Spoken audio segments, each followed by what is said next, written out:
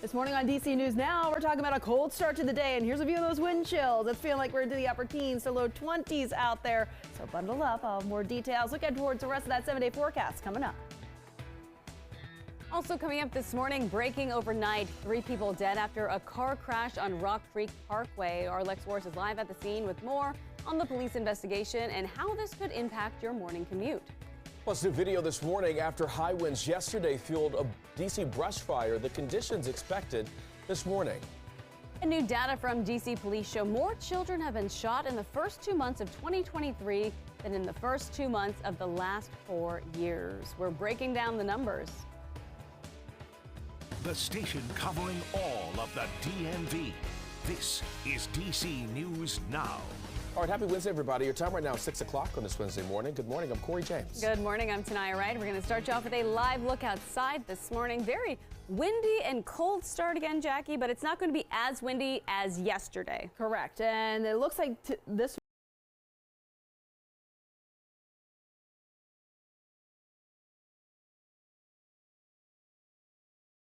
we'll see far less wind as we look ahead towards tomorrow. But wind gusts out there this morning. Again, this will likely be the windiest part of our day. We're looking at those wind gusts right now between 30, even close to 40 miles per hour for parts of the area. Still looking at a 46 mile per hour gust out towards Kaiser right now. That is still the strongest on the map. Wind speed, though, sustained winds right now, 15, even close to 25 miles per hour at this point. Temperatures, though, those are upper 20s to low 30s. But when you factor in that wind, it's feeling like we're into the upper teens to low 20s. So dress for these temperatures. You certainly will want to make sure that you are at least having that heavier jacket before you step out. Wind gusts through the day, like I mentioned, these will continue to gradually weaken. It'll be a gradual process. And as we look ahead towards 1 p.m. this afternoon, we're looking at those gusts 25 to 35 and eventually subsiding back into the 25 to 30 mile per hour range later on today. More details coming up, but Shanika's here with the all-important traffic update. How are those roadways right now?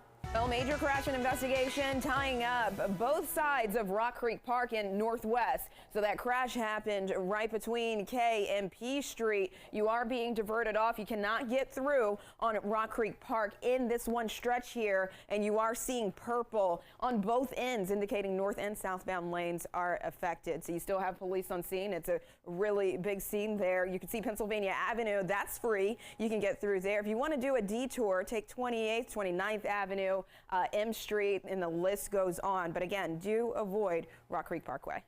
All right, Shanika, thank you. Your time right now is 6:01. We continue to follow that breaking news along Rock Creek Parkway, where 3 people were killed in a car crash. Let's get right to DC News Now's Lex Wars. She's live at the scene this morning. And Lex, you just got an update from police moments ago. Yeah, that's right. U.S. Park Police are confirming that 3 people have died from this crash. 2 more taken to the hospital. We do know that those 2 people who were taken to the hospital are adults. One of them with non-life-threatening injuries, and the other one's condition has worsened throughout the morning, and they are now considering them to have life-threatening injuries. The car's still here on the scene. The investigation is ongoing. You can see, and Rock Creek Parkway is closed off right now in this area. Now, one of these cars from the crash actually sped away from a traffic stop as officers from the U.S. Park Police were trying to pull them over around 1:35 this morning.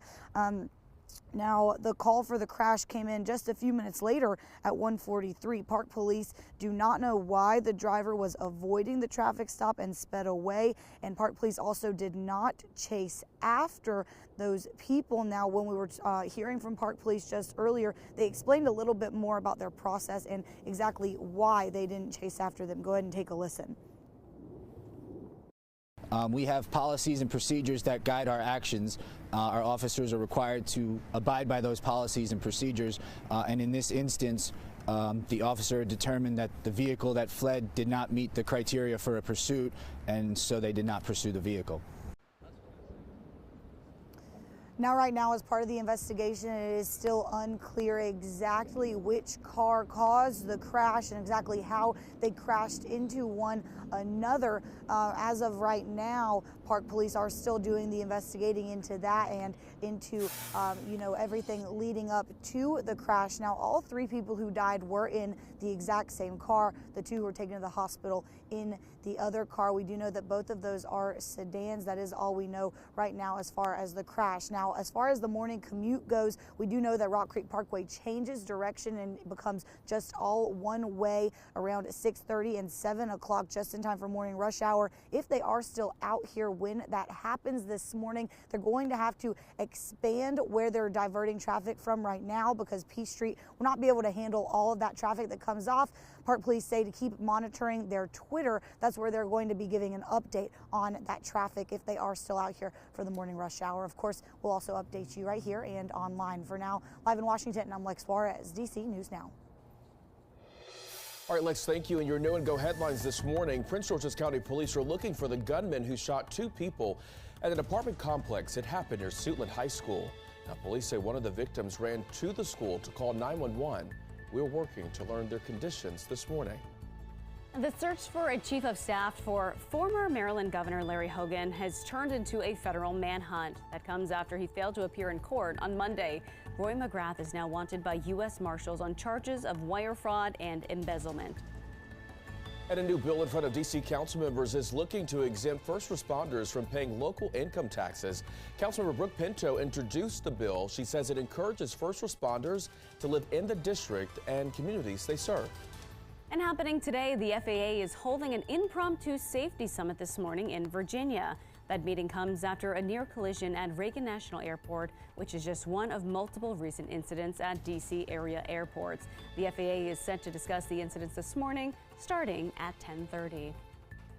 All right, developing now in Prince George's County, police are investigating a double shooting that happened at an apartment complex near Suitland High School. The apartment complex is in Hillcrest Heights. When police arrived at the scene, they say they found a woman with life-threatening injuries. They say a man was also shot. He ran to Suitland High School to get some help. We are told he is expected to recover. It's just sickening and sad. I have a child, so it's scary as well. Like, it could have been any one of us if I would have came home earlier. Police are still searching for a suspect or suspects. All right, well, back here in the district, more than 20 children have been victims of gun violence in D.C., and right now we are less than 90 days into 2023. And that number is higher than the number of children shot last year around the same time. Now, DC News Now's Tosin Fakile is live in the newsroom this morning with the latest on those numbers and reaction from people in the community. And Tosin, many people saying this is just disturbing.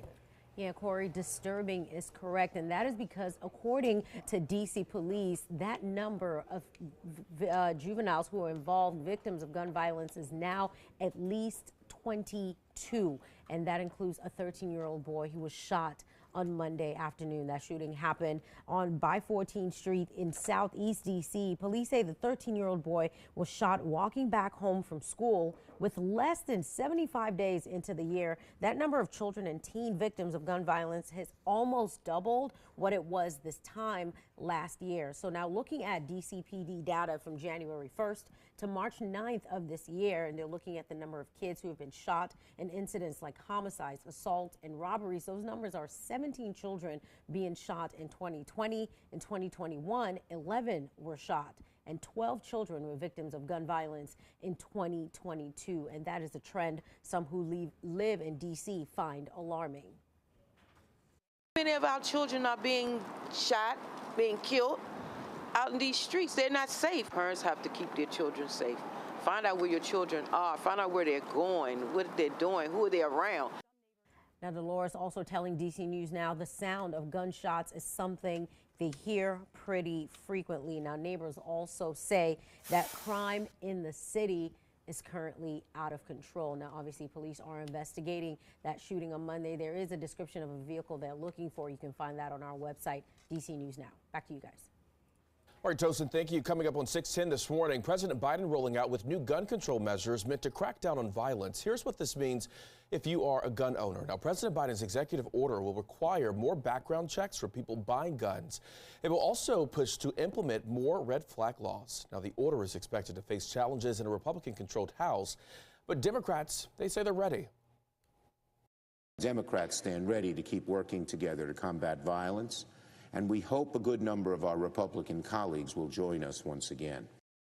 The Biden administration says they're looking for other ways to give more federal resources to communities impacted by mass shootings.